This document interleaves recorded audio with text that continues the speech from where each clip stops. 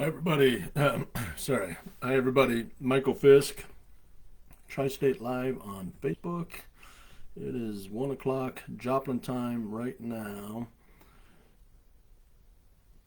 It's always a bit of a delay, so I'm going to just kind of kill time for a minute or two.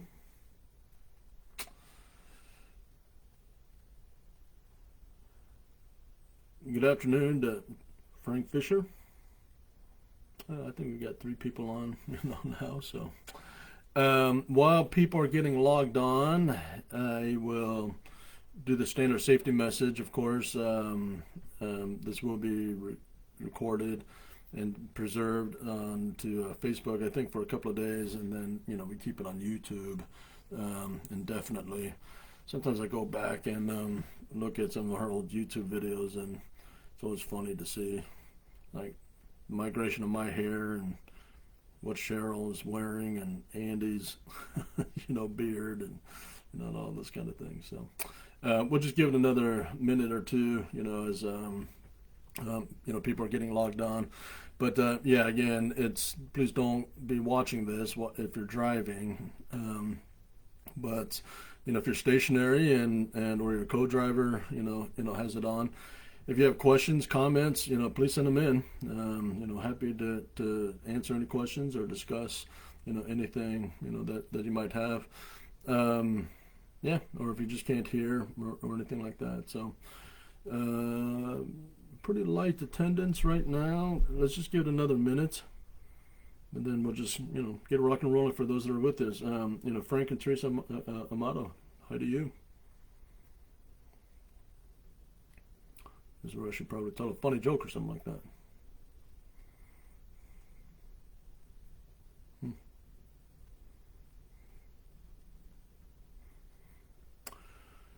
Okay, well, we'll go ahead and get started here. Let me pull up.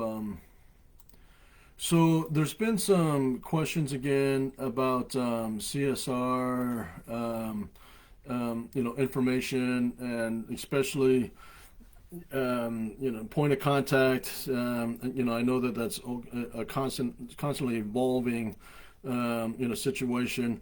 The big things, of course, for dispatch instructions, we need to make sure that the address is correct, and then point of contact number is correct. If the person changes or whatever, that's going to happen. Obviously, that's not in our control. But if the address is not correct, for some reason, or the telephone number, contact number is not correct or whatever, please do let us know that. And so when I say let us know, and I understand that there's a macro question that's asked, did everything go properly on this load or something like that? Send in whatever info you can and use that as you can, but really the effective thing would be, if you send in a free form message, with the correct info, your driver manager will certainly, get that distributed. Or if you're an email person, send an email to either myself or Danny Dubois, Danny.Dubois, Dubois at Roadmaster Group, or Sarah Hogan. And Sarah Hogan is the CSR manager. Danny Dubois is CSR supervisor. Based out of Phoenix. Sarah Hogan is Joplin. Send any of us an email, and we'll make sure that it gets updated. It's you can also send it to csmtcsr at roadmastergroup.com as well.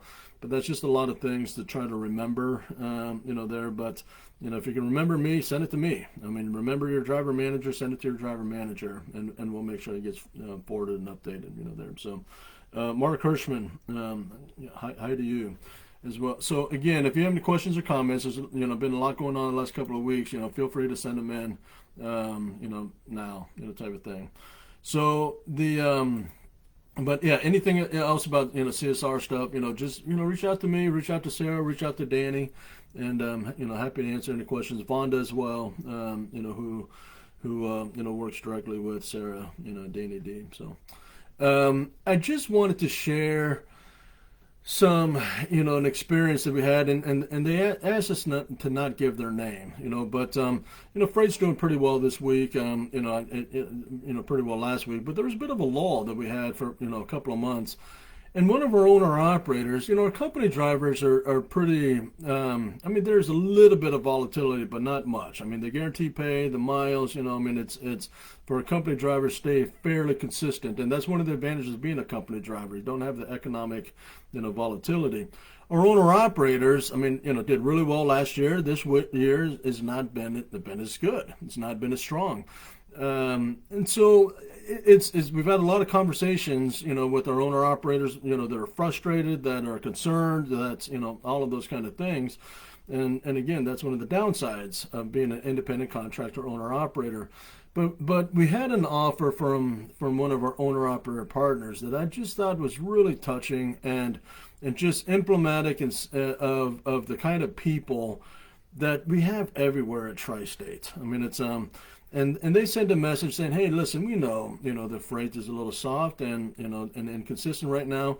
They said, if we ever have a situation where you can give us a load or give to somebody else, it's okay to give to somebody else. We understand. We're willing to take some extra home time. We'll just go home, type of thing if things are going to be, slow type of thing. But we're willing to give up some of our loads, for someone else that needs the money. And that's what really, was what, just very touching to me. They said, listen, we're always wanting to make more money, need to make more money, but we're in pretty good shape. And if you got somebody else, another situation where they have to, make every dollar they can to make ends meet, it's okay. Help them out first.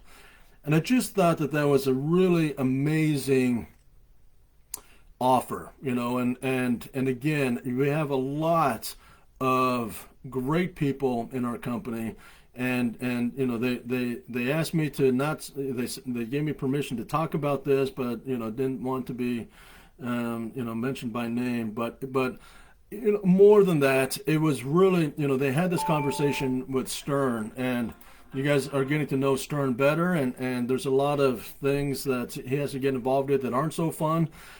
It was really impactful for him, to be able to have just such a pleasant and really cool conversation. And this is where we talk about leadership. It doesn't matter what your role, it doesn't matter what your title, position is. Sometimes you lead up, sometimes you lead down, and this owner operator team really inspired and was leaders to Stern and I, through this experience, and it was just a really cool situation that I just wanted to share. And again, nobody's bad if they need to every single load that they get. We're in business. It's we're certainly taking every load we can, that that it, as opposed to giving it to a different carrier type of thing. But I think they understood what was going on, and we understood the offer and the gesture, and I just wanted to kind of share that with all of you, and how grateful we were to to have that interaction with this owner operator couple. So anyway, Denver yard, there's some concerns about the Denver yard.